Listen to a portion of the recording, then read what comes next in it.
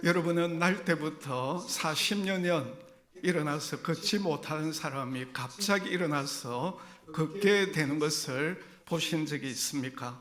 오늘 본문에 보시면 베드로가 나면서 40여 년 걷지 못하던 이러한 장애인에게 금과 음은 내게 없거니와 내게 있는 것으로 내게 주노니 나사렛 예수 그리스도의 이름으로 일어나 걸으라 하면서 그의 오른손을 잡아 일으켰을 때 그의 발목과 발의 힘을 얻어서 일어나 걷기도 하고 뛰기도 하면서 하나님을 찬양하게 되는 것을 볼 수가 있습니다.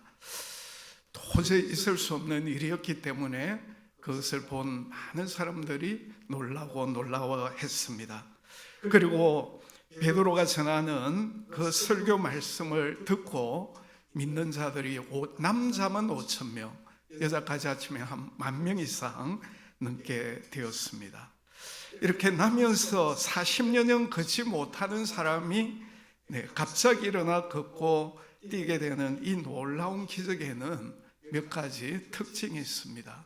그 첫 번째는 예수 그리스도의 이름으로 이러한 기적이 이루어졌다는 것입니다.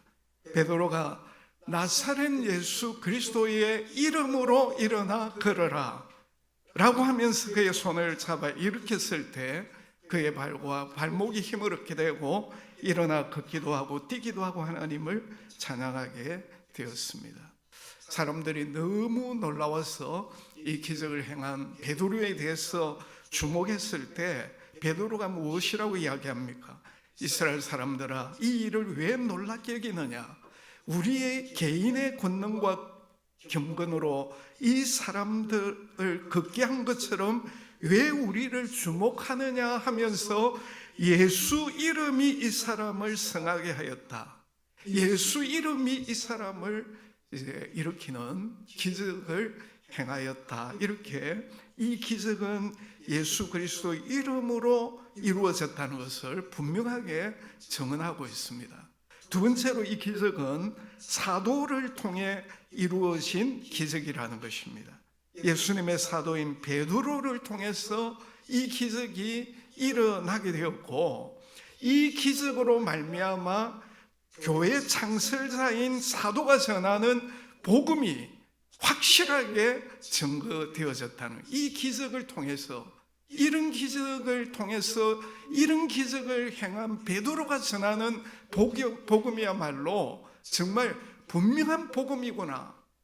그래서 그 당시 10,000명이나 되는 사람들이 예수를 믿게 되었다는 거죠. 세 번째로 이 기적은 전혀 예상하지 못한, 전혀 기대하지 않았던 기적이었다는 것입니다. 이 선천적 날 때부터 지체 부자유자 시각장애인 바디메오처럼 예수님 나를 불쌍히 여겨주시고 나의 눈을 보게 해달라고 그런 간구를 하지 않았습니다. 그런데 하나님께서 주권적인 은총으로 그에게 이런 놀라운 치유의 복을 허락해 주셨다는 것입니다. 네 번째로 이 기적은 즉각적인 치유 기적이라는 것입니다. 베드로가 나사렛 예수 그리스도 이름으로 일어나 걸으라고 할 때에 즉시 일어나서 걷기도 하고 뛰기도 하고 하나님을 찬양했다는 거죠. 다섯 번째로 이 기적은 완전한 치료의 기적이라는 것입니다. 예수 이름으로 일어나 걸으라 했을 때 그는 완벽한 치유의 기적이 일어나게 되었다는 거예요. 그냥 한쪽 발만 힘을 드는 게 아니에요. 양쪽 다 그의 온몸이 완벽하게 치유되는 그런 기적이 일어나게 되었다는 거죠. 이제 문제는 그러면 2000년 전에는 이런 기적이 일어났는데 오늘날에는 과연 이런 기적이 일어나느냐? 자, 여기에 대해서 두 가지 학설이 있습니다. 하나는 중지설이고 또 하나는 계속설입니다. 중지설 같은 경우에는 기적은 사도시대로 중지되었다는 것입니다. 기적이라고 하는 것은 성경 계시를 확정하기 위함인데 성경 계시는 이미 66권으로 완료되었기 때문에 기적도 중지되었다는 겁니다. 반면에 계속설은 사도급 기적은 아니더라도 오늘날도 여전히 기적은 일어난다는 것입니다. 여기에 대해서 아주 자세하게 이야기를 할 수 있습니다만은 중요한 핵심은 뭐냐면 오늘날도 사도적 기적과 동일하지는 않지만은 그러나 비슷한 기적은 중지되지 아니하고 계속 일어난다는 것입니다. 왜 그렇습니까? 삼위일체 하나님은 사도시대만 아니라 지금도 당신의 백성들을 위한 놀라운 기적들을 행하시기 때문이죠. 자, 그러면 사도적 기적과는 다르지만은 그래도 비슷한 오늘날의 기적이 흐르면 누구를 통해서 나타나느냐는 것입니다. 우리가 어떻게 하면 오늘날도 강하게 일하시는 하나님의 기적들을 체험할 수 있느냐는 것입니다. 여기에 대한 이제 대답들을 오늘 본문을 통해서 몇 가지로 살펴보고 은혜를 받고자 하는 것입니다. 가장 중요한 것은 예수 그리스도께서 치유 기적을 행하신다는 것입니다. 따라서 합시다. 예수 그리스도께서 치유 기적을 행하십니다. 네. 예수님은 어제나 오늘이나 영원토록 동일하신 분입니다. 그래서 지금도 부활하셔서 살아가신 예수님은 그때나 오늘이나 동일하신 분이시기 때문에 그 예수 그리스도는 지금도 얼마든지 치유 기적을 행하신다는 거죠. 오늘 본문 3절을 보시면 베드로가 은과 금은 내게 있거니와 내게 있는 것으로 내게 주노니 나사렛 예수 그리스도 이름으로 일어나 걸어라. 그리고 그의 오른손을 붙잡아 일으켰을 때 즉시 일어나가지고 걷기도 하고 뛰기도 하고 하나님을 찬양하게 되었다는 거죠. 여기 핵심이 뭡니까? 예수 그리스도 이름으로 일어났다는 거예요. 그리고 이 치유 기적은 단순한 기적이 아니라 표적이라는 거예요. 표적. 여러분, 기적과 표적은 똑같습니다만은 표적이라고 하는 것은 무엇을 가르친다는 의미를 가지고 있어요. 그 기적이 무엇을 가르치는데, 그러면 오늘 본문의 기적이 무엇을 가르치느냐? 이 기적을 통해서 예수님이 왕이 되신다, 예수님이 우리의 유일한 구원자가 되신다는 것을 가르치기 위함이라는 것입니다. 그래서 베드로는 철저하게 예수님에게 초점을 맞추었어요. 이 기적을 행하니까 사람들이 전부 다 이 기적을 행한 사도 베드로에게 주목을 할 때에 베드로는 나에게 주목하지 말라 했어요. 사도행전 3장 12절 같이 읽어봅니다. 시작. 이스라엘 사람들아, 이 일을 왜 놀랍게 여기느냐? 우리 개인의 권능과 경건으로 이 사람을 걷게 한 것처럼 왜 우리를 주목하느냐? 우리를 주목하지 말라는 겁니다. 그리고 16절 다 같이 시작. 그 이름을 믿음으로, 그 이름이 너희가 보고 아는 이 사람을 성하게 하였나니. 네, 그 이름이 너희가 보고 아는 이 사람을 성하게 하였다. 중요한 것이 예수 이름이라는, 예수 이름. 그렇다고 해서 오늘 우리가 예수 이름을 그냥 예수 이름 부르면은 마술사적인 기적이 일어난다, 이게 아니에요. 예수 이름은, 따라서 합시다, 예수 그리스도이십니다. 예수 이름은 뭐라고요? 예수 그리스도, 그분이라는 거예요. 예수 이름은. 그러니까 부활하셔서 우리 눈에 보이지는 않지만은 지금도 살아 역사하시는 예수 그리스도께서 사도행전 2장에 강림하신 그 성령의 능력으로 태생적 지체 부자유자를 순간 완치하셨다는 거예요. 치유의 핵심, 치유 기적의 핵심은 예수님이에요. 예수님이 이 선천적 지체 부자유자를 일으키셨기 때문에 예수님이 오늘도 놀라운 기적을 행하시는 줄 믿으시기를 바랍니다. 지금도 과거에도 동일하시기 때문에. 그 다음에 두 번째는 그 예수님을 믿는 믿음이 치유 기적의 통로가 된다는 것입니다. 여러분, 베드로는 자신의 능력과 경건으로 이 기적을 이룬 것이 아니라고 했습니다. 예수 이름이, 그리고 더 정확하게 이야기하면 예수로 말미암아 난 믿음이 너희 모든 사람 앞에서 이같이 낫게 하였다. 예수님은 바로 이러한 베드로의 믿음을 통해 그를 치유하셨다는 것입니다. 태생제 부자유자가 치유된 것을 본 사람들이 이 베드로의 능력과 경건에 이제 초점을 맞추었을 때, 베드로는 자신의 능력과 경건이 이 사람을 낫게 한 것이 아니라고 했습니다. 분명히 만일 자기를 보려면 예수 그리스도를 믿는 자기 믿음을 보라고. 왜? 하나님은 예수 믿는 우리의 믿음을 통해서 놀라운 기적을 행하시기 때문이에요. 자, 역대하 16장 9절을 우리 다 같이 읽어봅니다. 시작. 여호와의 눈은 온 땅을 두루 감찰하사 전심으로 자기에게 향하는 자를 위하여 능력을 베푸시나니. 전심으로 자기에게 향하는 자, 그들에게 하나님이 놀라운 능력을 주신다는 겁니다. 문제는 오늘 우리가 하나님을 믿는다 할 때, 예수님을 믿는다고 할 때 믿음의 그 정도가 다 다르다는 거예요. 자, 베드로 같은 경우에는 그야말로 역대하 16장 9절에 말씀하고 있는 전심으로 하나님을 향하였다는 것입니다. 절반은 하나님, 절반은 인간, 그런 믿음이 아니에요. 전심으로 하나님을 바라봄으로 말미암아 하나님이 주시는 그 능력을 받아서 남면서 40년 동안, 그러니까 낫기를 포기한 절망 가운데 있는 사람에게 그런 믿음이 있었기 때문에 예수 이름으로 일어나 걸으라고 할 수가 있었다는 거예요. 베드로는 마치 요소와 갈렙과 같은 현실을 직시하면서 현실 너머에서 약속하신 말씀대로 일하시는 하나님을 바라보는 믿음이 있었어요. 우리가 곧 올라가서 그 땅을 취하자 능히 이기리라. 여호와께서 우리를 기뻐하시면 우리를 그 땅으로 인도하여 들으시고 그 땅을 우리에게 주시리라.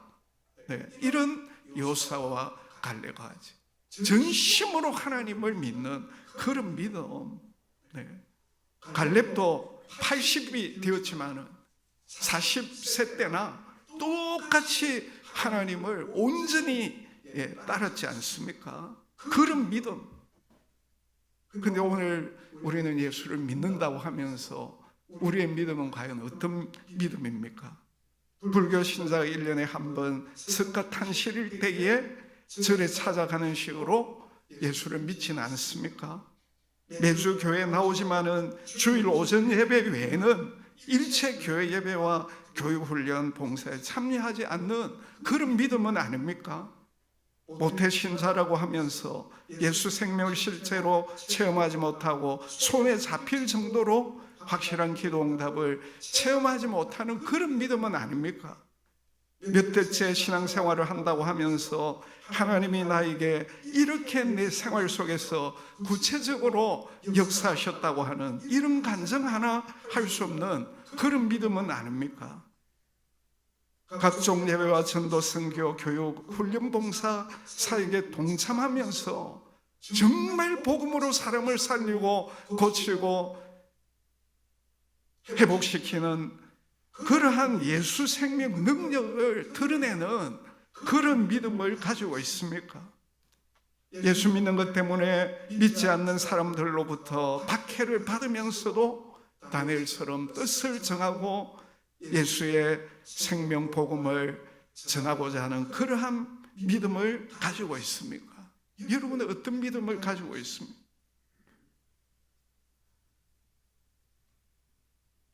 베드로는 사도니까 이런 놀라운 믿음을 가지고 나면서 걷지 못하던 사람을 이렇게 일으키지 않았는가?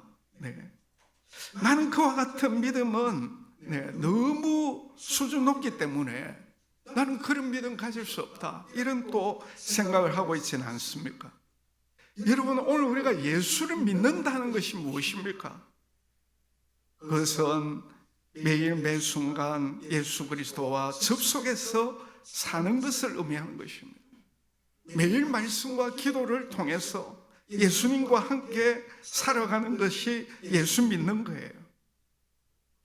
예수님과 접속된 그런 상태에서 계속 하나님의 말씀을 듣고 그 말씀을 들음으로 말미암아 우리에게 주시는 그 믿음이 오늘 우리에게서 계속 자라나게 한다 했으니까 꾸준히 예배와 구역 모임과 양육 훈련 받으면서 하나님의 말씀을 들을 때에 우리의 믿음은 점점 자라고 성장하게 되는 것입니다.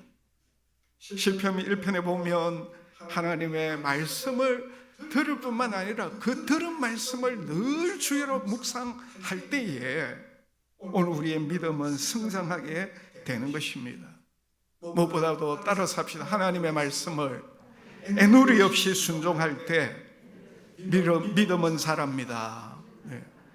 말씀대로 순종해 보세요. 믿음은 자라게 되어 있습니다. 순종 안 하니까 몇십 년 신앙생활 교회 와도 그 믿음은 제자리인 겁니다. 순종해야 그 믿음이 자라죠. 요한복음 14장 21절 다 같이 읽어봅니다. 시작. 나의 계명을 지키는 자라야 나를 사랑하는 자니 나를 사랑하는 자는 내 아버지께 사랑을 받을 것이요 나도 그를 사랑하여 그에게 나를 나타내리라. 하나님이 어떤 사람을 사랑하시고 어떤 사람에게 그에게 자신을 나타내신댔습니까? 나의 계명을 가지고 지키는 자라고 했거든요. 오늘 우리가 하나님의 말씀을 읽고 듣고 배우고 그래서 들으면서 배우면서 하나님이 우리에게 믿음을 주시는데 계속해서 그 믿음이 자라기 위해서는 그 말씀대로 지키고 순종해야 그 믿음이 더 자라게 되는 것입니다. 우리가 예수 그리스도와 접속해서 하나님의 말씀을 잘 듣고 그 다음에 들은 말씀을 믿고 믿으니까 그대로 순종할 때 우리의 믿음은 강해져 가지고 베드로와 같이 예수님 지금도 살아계신다, 그 예수님이 놀라운 기적을 행하신다, 그런 믿음을 가지고 오는 우리가 얼마든지 우리의 그 믿음이 예수님의 놀라운 기적을 일으키는 통로가 될 수 있다는 것입니다. 마지막으로 전도하는 믿음이 치유 기적을 낳는다는 것입니다. 여러분, 베드로는 예수 그리스도를 믿는 믿음이 치유 기적을 이루었다고 하면서 그 뒤에 어떻게 합니까? 얼마나 담대하게 예수 그리스도의 복음을 전합니까? 사내들이니, 예수님을 십자가에 못 박아 죽인 그 사내들이니 이 베드로에게 어떤 위협을 합니까? 예수 이름 전하지도 가르치지도 말라고 그렇게 위협할 때에 어떻게 합니까? 우리가 보고 들은 것을 말하지 아니할 수 없다고. 그러다가 또 복음 전하다가 공에 끌려갔죠. 그럴 때 베드로가 뭐라고 이야기합니까? 사람보다 하나님께 순종하는 것이 마땅하다. 나중에 그런 사도들을 채찍질하면서 절대 예수 이름으로 말하지 말라고 금하였을 때 다 같이 우리 사도행전 5장 41절 42절 같이 읽어봅니다. 시작. 베드로와 사도들은 예수 그리스도의 이름을 위하여 능력을 받는 일에 합당한 자로 이기심을 기뻐하면서 공회 앞을 떠나니라. 그들이 날마다 성전에 있든지 집에 있든지 예수는 그리스도라고 가르치와 전도하기를 그치지 아니하니라. 네? 아무리 사내들이 위협하고 채찍질하고 죽인다고 해도 개의치 않았다는 것입니다. 예수가 왕이시기 때문에, 우리의 유일한 구원자이시기 때문에, 그 예수만이 유일한 우리의 구원이 되시기 때문에, 그 예수님이 우리의 죄 때문에 죽으시고 3일 만에 부활하셨기 때문에, 그 예수 그리스도를 믿어야만이 구원 얻기 때문에 베드로는 그 부활하신 예수 그리스도의 복음을 담대하게 전했다는 것입니다. 자, 이런 전도하는 믿음을 통해서 하나님께서 얼마나 많은 치유의 기적을 일으키셨습니까? 오늘 우리에게는 이런 믿음이 있습니까? 우리가 참 지금 전도를 하고 있는데 아마 다들 힘들어 하실 거예요. 무슨 성탄절 때 새 생명 축제를 하느냐. 제일 좋은 날이 성탄절 아닙니까? 우리를 위하여 우리를 죄에서 구원하기 위해 오신 그 예수님 함께 축하하고 예배드리는 이 성탄절 얼마나 좋습니까? 근데 이제 참 우리가 전도할 때 여러 가지 장애물이 있습니다. 무엇보다도 내가 이렇게 복음을 전하면 상대방이 불편해하지는 않을까? 또 저 사람이 나를 어떻게 생각할까? 또 그거하면 내 체면은 무엇이 될까? 주로 이런 것들이 전도하는 데 많은 장애물이 될 겁니다. 그래서 오늘 우리가 할 수 있는 것이 이런 장애물을 극복할 수 있도록 하나님 앞에 우리가 성령의 권능을 달라고 기도할 수밖에 없어요. 내일부터 우리 구역별로 금식 기도하는데 오늘 오후 예배 때 금식 기도는 필요합니다.